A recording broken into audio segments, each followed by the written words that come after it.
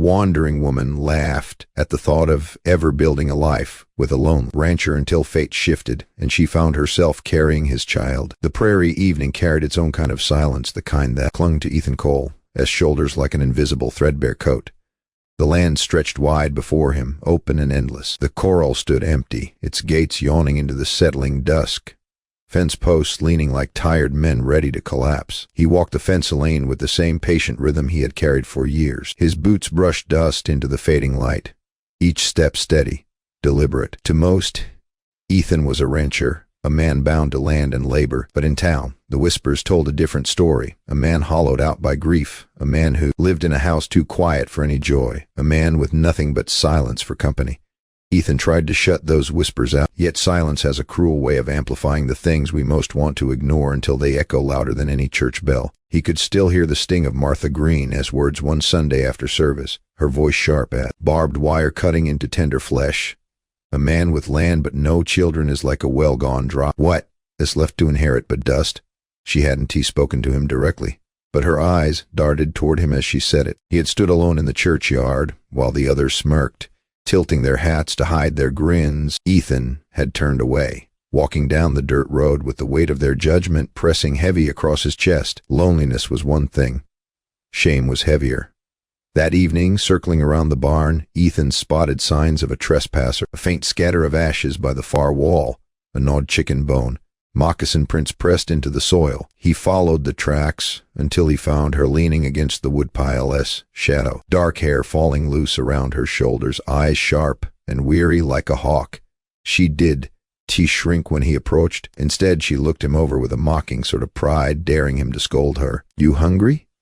Ethan asked, his voice calm, carrying no anger. His calloused hands hung at his sides, fingers opening just enough to show he meant no harm. Her lips curved, not in gratitude, but into laughter, quick, cutting.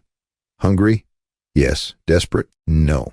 Her words carried the rhythm of another tongue, a patch of fire woven through every syllable. "I don't need your scraps," she said. Ethan, his gaze held steady though her scorn burned hot. "I've got more than I can eat," he said quietly. "No sense letting it spoil." She laughed again, softer now, but edged like a blade. "What is it you want, rancher? A woman with no people to warm your empty house, someone to bear your children so the land does die with you?" She spat, not at him, but close enough to sting. "I'd sooner starve." The words cut deeper than any fist. Ethan stiffened, jaw tightening, but said nothing. He turned away, walking back toward the barn, her silhouette outlined sharp against the last light of day. He heard her laugh again, bitter, bright, like flint striking steel. That night, lying awake in his narrow bed, staring at the rafters, Ethan replayed her voice, her mocking laugh tangled with Martha Green's cruel remark. Shame had a voice, and tonight it carried the sound of a woman's laughter. Day slipped by. He saw her again by the creek, crouched low to drink, her ribs visible beneath the thin fabric of her dress. Pride kept her from asking, but Ethan began leaving food near the rocks, bread wrapped in cloth, smoked meat folded in paper. Each time, when he returned, the food was gone. The claws were neatly folded on the stone, left behind like a wordless thank you. She never spoke of it, he never mentioned it, but the ritual grew, a silent tether binding them together. The town noticed. Gossip ran wild, quick as prairie fire. Ethan Cole was keeping a Comanche woman near his land. The talk spread at the mercantile, in church pews, beneath the swing lamps outside the saloon. One morning Sheriff Lane Carter rode out, leaning against the porch rail with folded arms. "Ethan, you know what folks are saying. If you are not careful, this'll ruin you." Ethan only looked past him, eyes on the horizon. "Let 'em talk," he muttered. Lane shook his head, muttering about reputation, but Ethan stood firm. Pride didn't matter anymore. Survival did. When the storm came, it hit hard. Rain pounded sideways. Lightning cracked open the sky. Ethan found her shivering in the wreckage of a shed, soaked through, trembling. Without a word, he set his coat over her shoulders. She stiffened, ready to push it off, but her hands faltered at the warmth. She kept it all night. In the weeks that followed, gestures replaced words. A bucket of fresh water left by his barn door. A fence rail he meant to fix standing upright again. A loaf of bread cooling on his porch at dawn, crust dark but soft. He answered in kind honey in a jar, a bar of soap, a blanket folded by the creek. In silence they spoke. In silence they built something nameless yet undeniable. But the town, as whispers thickened. One morning outside church, Martha Green confronted him. Her chin jutted sharp, eyes like ice. "It is shameful, Ethan. A white man lowering himself this way." He said nothing, walking away, boots crunching gravel under the disapproving gaze of neighbors. Inside the church, as hymns rose, the woman her name was Elias stood in the shadows beyond the window. She saw his shoulders bend under their words, saw how his silence swallowed each insult whole. That night, under the wide prairie sky, she came to him. "You carry shame for me," she said softly, "yet you never send me away." He met her gaze, eyes tired but steady, "Because I know what it is to be cast aside."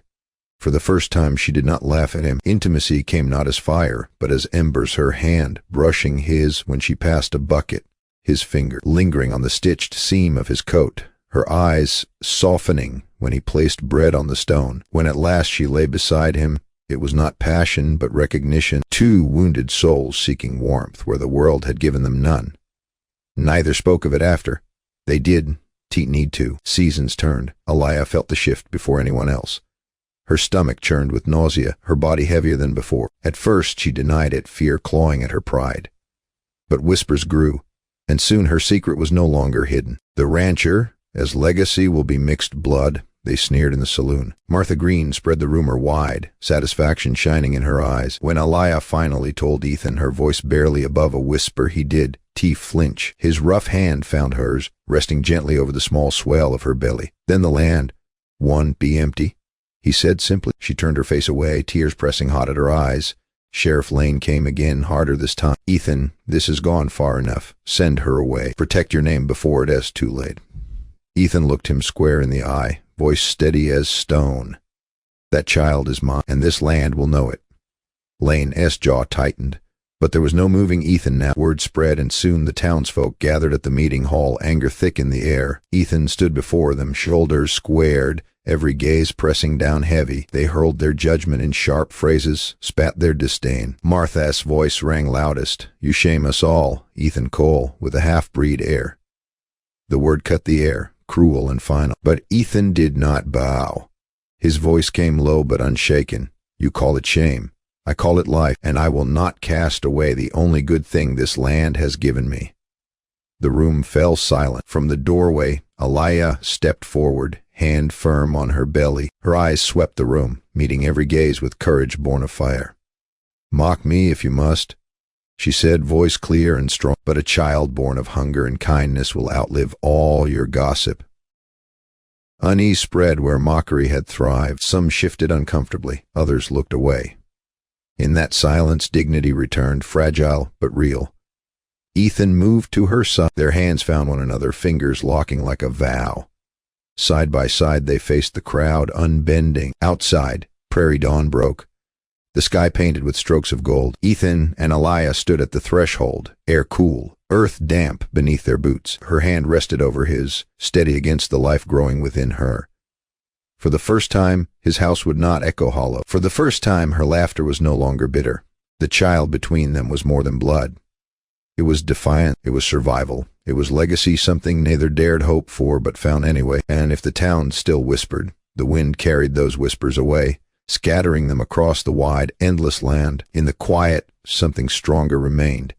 Remember this, it is gossip that outlives us, not pride.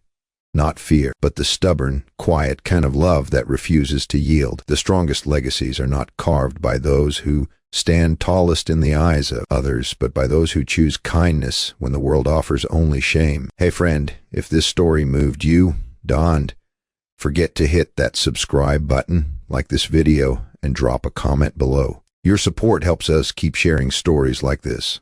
Time passed, and the land bore witness to their resilience. Ethan's neighbors still muttered, but fewer dared speak to his face. And Elia, once mocked as an outcast, carried her head higher. Her steps grew steadier, her voice firmer, as if she reclaimed something long denied. Ethan, too, felt the change. No longer did the ranch feel hollow. Every creak of the porch, every scent of bread baking, every sound of water, poured into a trough carried meaning now. His life wasn't empty soil anymore, it was roots taking hold. And when their child finally came crying into the world, that cry echoed louder than gossip, louder than shame. It was the sound of a future no one could erase. So let me ask you again, my friend, If you found power in this story, please subscribe to this channel, like this video, and share your thoughts in the comments. Every voice matters, and yours can help this community grow stronger. Because in the end, it's not whispers that last, it's stories, and stories only live when they are shared.